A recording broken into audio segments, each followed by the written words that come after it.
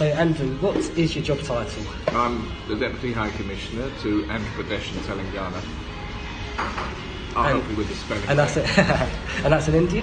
That's in India, that's in Hyderabad. So my office is in Hyderabad, and I run that office representing the UK interests in those two India states, which, for context, have a population of between 85 and 90 million people. Okay, so quite question. Keeps me busy.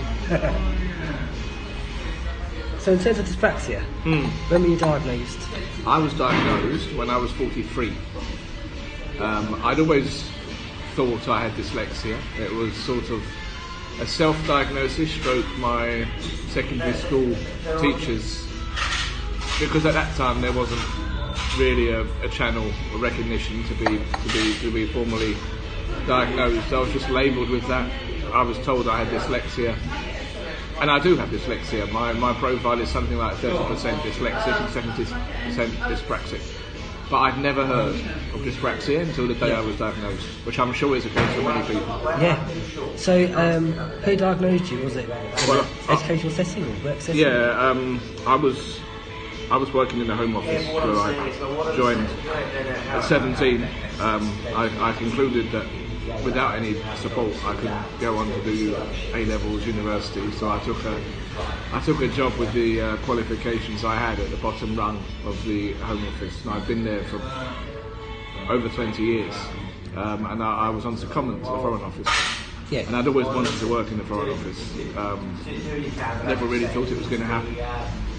But the window opened whereby they were letting people do inward transfer, and you have to go through a process which at the time included quite a detailed application and a written examination and all sorts of other things. When I said I have dyslexia, the Home Office had always just said, okay, you have 15 minutes extra when you do your tests. But the Foreign Office said, well, where's the evidence? I didn't have it. They said, do you have to have a clinical assessment? I said, okay. I said, it's expensive, it's about £350 at that time. Yeah. I said, fine, you're going to pay for it then? And they said, we don't normally, but in this case we'll pay. Yeah. So they did pay, and I had that assessment. And that's when I discovered that I had dyspraxia, and so many things about my childhood experience Made sense? all suddenly made sense. Yeah. Yeah, it was just amazing. One of those, I can never forget that minute. Yeah. So basically, so obviously there's different types of dyspraxia. So there's a lot of things like dyspraxia. Dyspraxia is genetic, and it runs down in families. But also there's the area where it's acquired during birth. So basically I was a twin. I was very premature. Right. I was 1.5 pounds. Wow. And there was a problem with my placenta. So I was basically starving to death. Right. So my brain didn't develop how it should. Right. And that's where I think it came from. Right. And I struggled all the way through school.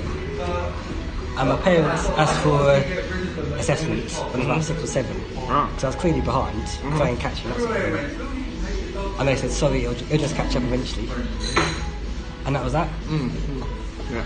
And then, age about 23, I was having not an argument, but a chat with my mum after university about job prospects and stuff.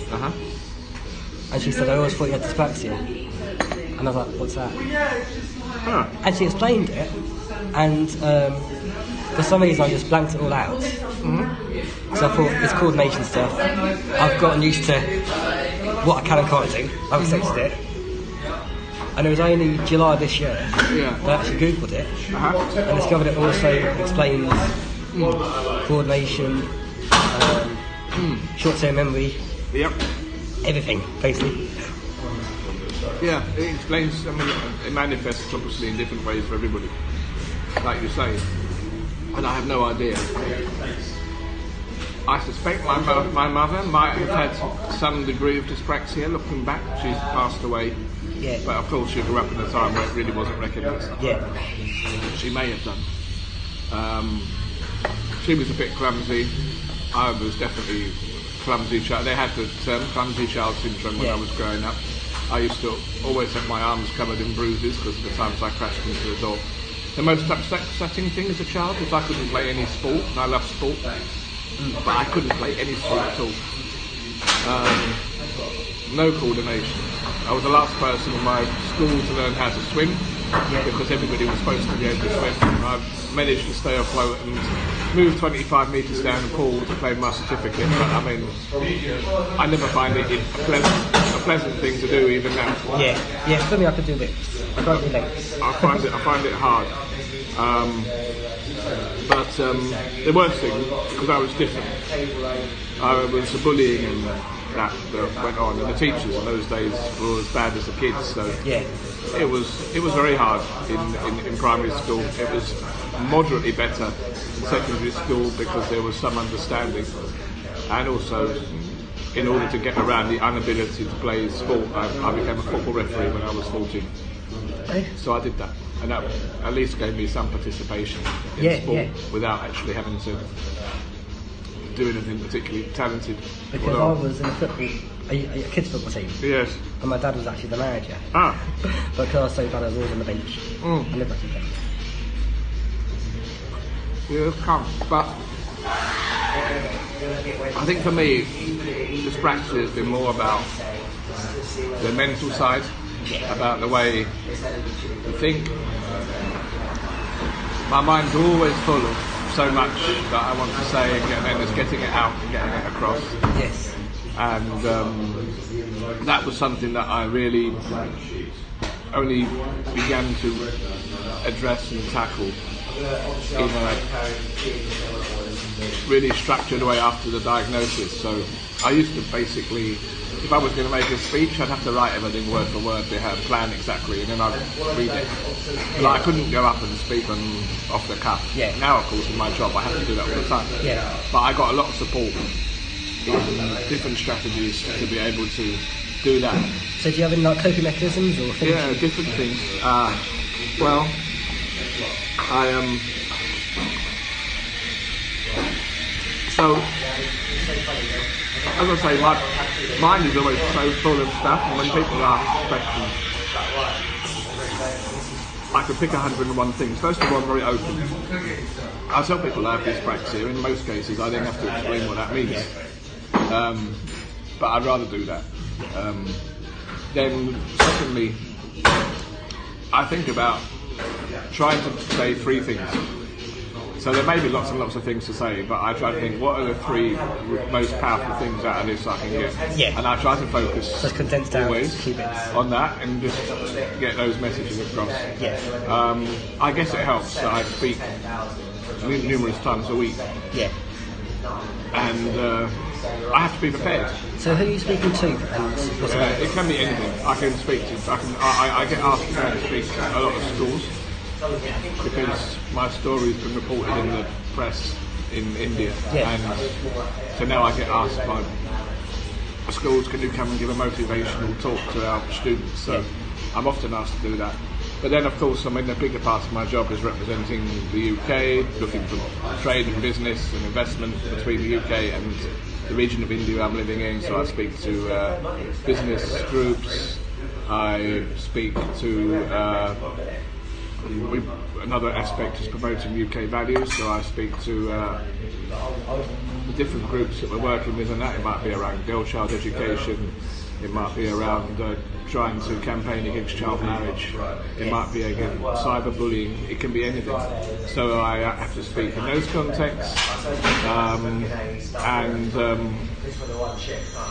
then we have delegations coming out from the UK, so I have to address and brief and speak to the people that come out to visit my region to explain what they need to know.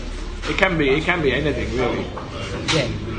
So, speaking to people, is that something you could have done back in school? Or the confidence you... I couldn't, on a one-to-one basis I was alright, but I could never really, although even then, I always got myself tongue-tied if people were firing questions at me. I really hate that. But like I said, if I was going to speak to a whole class, I remember the first time I had to do a presentation, I was shaking and so nervous that the teacher stopped it. I said, oh, you can do it next week. And I went back and I got someone to help me prepare, and I wrote most of it out, and it was all planned, and then it was much better because it had done a lot of preparation. And a structure. Yeah. And that was how we managed to do it. Because I found in school and university and the school years, those sorts of instances, there's a lot of self-blame attached. Yeah. And you blame yourself, you feel guilty, you feel a bit silly about it all. Yeah. And the diagnosis really sort of like contextualises it. It's like, this is why you're the way you are. Well, I mean, in primary school, I was pretty much told I was stupid. All my reports were terrible. Yeah. All these means, and teachers just would even joke about me. It's terrible. You know, so I used to get beaten up every day because I couldn't fight. Yeah. It's a good thing in a way. I don't particularly like violence anyway. But my mother, when she used to say, just punch them in the face if they bully you. Yeah, it's not that easy. I couldn't do that. So where did you grow up? But when I went to secondary school and I got this help, Yeah. that was more on the dyslexic side. I mean, I still struggled in secondary school with bullying, but the difference in secondary school was I was always in the top stream, and I could never understand why I was there. So the first 3 months I was in that school, every time a door opened, I thought someone was coming to say, we've made a mistake. We've come to take Andrew out of here, he shouldn't be here. Yeah. Because I was in the top of 8 streams. And I asked my teacher after 3 months, I said, why am I here?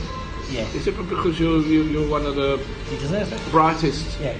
And it was all based on what you then call the 11 plus exam, which of course the answers to which, at least at that time, were mainly either multiple choice or single digit or numerical answers. So I was able to do it. It was writing anything more, because that was more of a dyslexic thing. Writing more, nobody could understand a word I wrote. So how's your handwriting? Terrible. Because that's the thing, mine's fine. Yeah, but I've got a dyslexic profile as well as a dyspraxic one, so that manifests there. And do you, when you write, do you find it aches? To be honest with you, I hardly ever write these days because you don't need to. of technology, but it did. It was hard to write, and it took a lot of concentration, a lot of energy. I mean, it improved with help. So do you have any sort of like technology in your job at the minute, like voice recognition? Well, I mean, they've given me a lot of technology support. So, I mean, most of this stuff now is becoming freely available. That you can have your words played, what you've written can be read back to you, or you can dictate, and it comes. But I've had that for a while, so I've had these different tools to use, and then there's another one which is supposed to help your thinking and ordering, so you can. So it's like planning and structure. Yeah. I mean, the problem I have is that I don't often have time to use these to their full advantage. Yeah. Because the work is pretty relentless. And the deadlines and the priorities. The deadlines, Brian. I mean, a lot of stuff in India comes up out of the blue, and you know, it isn't a month, 2 months ahead. It's 1 or 2 hours ahead sometimes. Yeah. Can you come and do this? And I have to make a judgment. Is there value in me doing it? Yeah. But if it's about our profile in India, then you know it is. And if it's an opportunity to talk about this, I mean, I see the situation in India today very similar to the situation that I found myself in 40 years ago when I was in school. That you know, if a child is struggling in school, there isn't. In most cases, I don't want to be generalistic. There are some exceptions. But in most cases, that child is just going to be labelled as not very bright, not very good at what they're doing. There won't be an understanding that there are ways this child can be. It's not going to be investigated. People know about dyslexia nowadays. There's been a film out of Bollywood, but on dyspraxia, I mean, in the last week before I came back, I spoke to 2 groups of 1,000 students, and in each one person has heard of dyspraxia. Yeah. 1 person in 1,000, which, you know, even compared to the UK where it's still not that well known, that is shocking. Yeah. And, you know, I think it's good to highlight and say, actually, just because you have, I mean, any neurodiverse condition, anything in that family, dyspraxia, dyslexia, autism, it doesn't matter. There are some things about you that are special that actually make you really an asset to your employer and will help you in doing your job. And it's about understanding that and believing that and recognising that you have a dream, you want to do X, Y, or Z, you can do it. Yeah. So do you find, obviously there's positive aspects of dyspraxia, yes, like empathy, drive, creativity. What sort of aspects of dyspraxia do you think come out of your work? I'm very good with people, and I always get told that I'm really strong with people's skills. And did that surprise you, going back to the days of the bullying? Because to me, people say I'm a good people person, but I'd never believe it. They still say that, do they? You are though. I mean, I can feel that even by talking to you. Yeah. When I was a child, I had a very bad relationship with other children. I had very few friends. But I always got on better with adults. And my parents, I was the only child. Yeah. So most of my friends were their friends. And I could have a conversation with an adult and I'd be confident in having that kind of conversation. Yeah. But as I grew older, I don't know, I guess as an adult I always seem to be somebody that people like to spend time with and talk to. Maybe because I could listen well. Yeah. Maybe, I mean, I think the empathy and all that is there. I did a job. I did a job as a trade union representative for some years. Yeah. So I think I learned a lot of skills that I didn't know I had, or they came out through doing that particular job. And then the other thing, I mean, short-term memory sometimes is a problem, but in my clinical assessment, they said my memory overall is in the top 3% of the country. Very, very high memory. So I can remember a lot of details. Yeah. Once I get something in my head, it's there. So in terms of making connections and linking people together, and saying how, I might meet somebody a year ago that's doing something on girl child education, and they might say to me, we've been struggling over this issue. And it might be a year later I meet somebody and I'll say, I know somebody I need to put you in touch with, and I'll do it. And I often do that. I mean, I did that in all the places I've worked. I've worked in Uganda, Ghana, Nigeria, out here. And making these kinds of connections is something that always goes down very well with the beneficiaries. Yeah, because I think for my memory's not that good, my long-term memory is really good, and my ability to connect things up. Yeah. So if someone asks me a question or needs help on anything, I think, well, that person's there, he can help in this way. I can sort of connect the dots. So, I think that's it. So, I mean, if you've got a good long-term memory, that's a huge asset. Yeah. So that helps. On the creative side, I think, I've done a lot of policy jobs, and I think I've come up with innovative ideas. So what would you say is your proudest moments in terms of your career? Oh, God. I did. Is it a top 3 or top 2? I did. I enjoyed doing the. We had elections in Nigeria in 2015, and I did all of the logistic planning so that the UK sent a huge team of people out to monitor those elections. They were really critical elections, and we can't go into the detail, but they resulted in good luck Jonathan, the former president, being replaced by a president from a different party. And the expectation was that couldn't happen and happen in a peaceful way. And I think the monitoring that was done by the UK, by the EU, and by some of the other partners contributed to allowing that process to take place. So I was the one who did the logistics for putting the UK team out. And, I mean, one of the things about attention to detail, I'm quite obsessive about it. So I think that was a really good thing to have been involved in, and I did that. in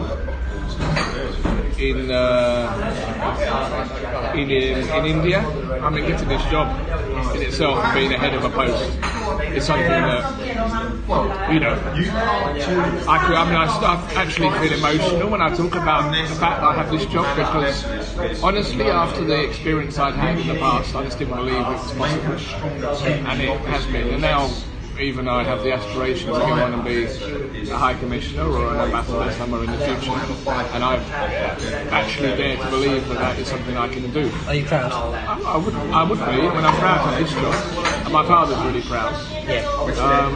And I just love the job, and I really thrive on seeing people around me succeed. I've got a really good team of people. They've just won an award actually last week for their teamwork in India. So I'm obviously very proud about that. I love the projects that we do. We've done lots of work with youth in India on things like community cohesion, which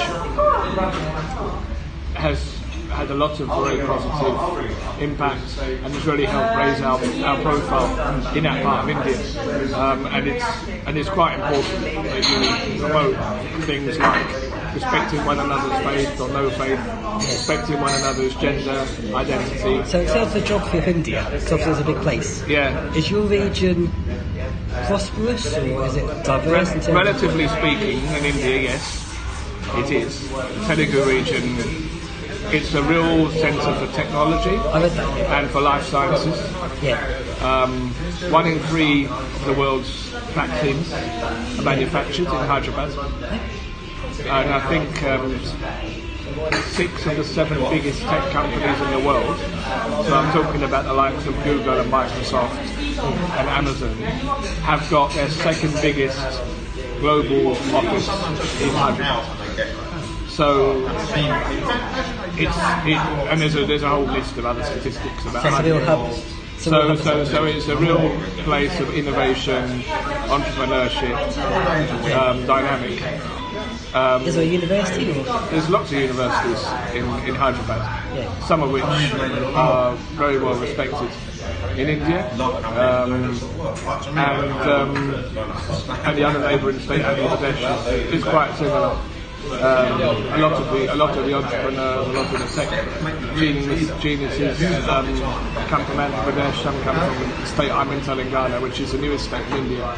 It used to be one big state and they split it into 4 years back. So how long have you been in the post now? 16 months. 16 months? Yeah. And before that you were in Nigeria? I was in Nigeria for 3 years. What was that role? Was that a similar role? That was a political role. I was like the deputy head of our political section there.